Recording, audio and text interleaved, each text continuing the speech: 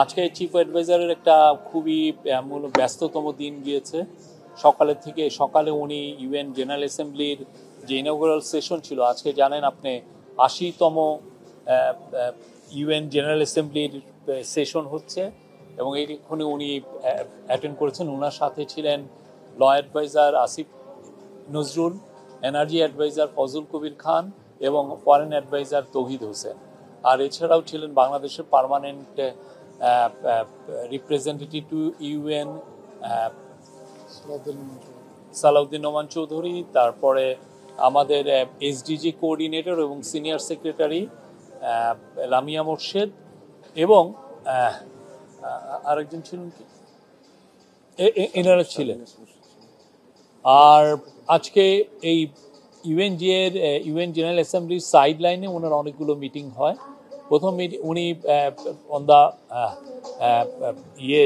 মিটিংয়ে ঢোকার মুহূর্তেই উনি যখন শুরু হওয়ার আগে ওনার সাথে চিলির ফর্মার প্রেসিডেন্ট মিশেল ব্যাশেলে, উনি আপনি জানেন উনি ইউএনের হিউম্যান রাইটস অফিসেরও প্রধান ছিলেন, বাংলাদেশেও সফর করেছিলেন। মিশেল ব্যাশেলের সাথে কথাবার্তা হয়। ওনার সাথে WHO-র chief director general Tedros Adhanom, ওনার সাথে কথাবার্তা হয়। তারপরে ওনার সাথে অস্ট্রেলিয়ান প্রাইম মিনিস্টার অ্যান্থনি অ্যালবেনিজের সাথে বেশ কিছু সময় কথাবার্তা হয়। ওনারা এই পুরো মিটিংগুলোতে আমাদের আর তাদের মধ্যে যে মিউচুয়াল যেই ইস্যুগুলো আছে সেগুলো ছাড়াও ইলেকশনের বিষয় আসে, রিফর্ম আসে এবং বিশেষ করে অ্যান্থনি অ্যালবেনিজের সাথে বাংলাদেশি যে কমিউনিটি অস্ট্রেলিয়ায় আছে তাদের বিষয়েও আলাপ হয়। উনি চিফ অ্যাডভাইজারকে জানিয়েছেন যে ওনার যেটা কনস্টিটিউয়েন্সি ওইখানে অনেক বাংলাদেশি অরিজিন অস্ট্রেলিয়ান নাগরিক আছেন এবং তাদের ২১শে ফেব্রুয়ারির অনুষ্ঠানে উনি জয়েন করেছেন এর আগে একবার। এছাড়া উনার সাথে WTOর ডিরেক্টর জেনারেল এনগোজি ইয়োলা সাথে কথাবার্তা, একটা ভালো মিটিং হয়েছে। ওয়ার্ল্ড ব্যাংকের প্রেসিডেন্ট অজয় বাঙ্গার সাথে মিটিং হয়েছে এবং কুইন ম্যাক্সিমা অফ নেদারল্যান্ডের কুইন, তার সাথে কথা হয়েছে। এনগোজি ইয়োলার সাথে মূলত কথা হয়েছে WTOর যে রিফর্ম,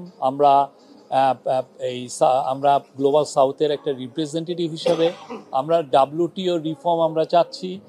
WTO আপনি জানেন যে খুবই একটি ইম্পর্টেন্ট একটা গ্লোবাল অর্গানাইজেশন, তার আন্ডারেই আসলে গ্লোবাল ট্রেডের 75% অফ দ্য ট্রেড তারা গভর্ন করে, তাদের রুলস দ্বারা গভর্ন হয় এবং সেখানে WTOর উনি সাপোর্ট চেয়েছেন বাংলাদেশে LDC গ্র্যাজুয়েশনের সময়। আমাদের তো বেশ কিছু ইস্যু আছে, আমাদের LDC গ্র্যাজুয়েশন আপনি জানেন 2026 সালের শেষের দিকে আমাদের LDC গ্র্যাজুয়েশন হওয়ার কথা এবং যদিও আমাদের বিজনেসম্যানরা এই বিষয়ে ডিলে করার কথা বলছেন।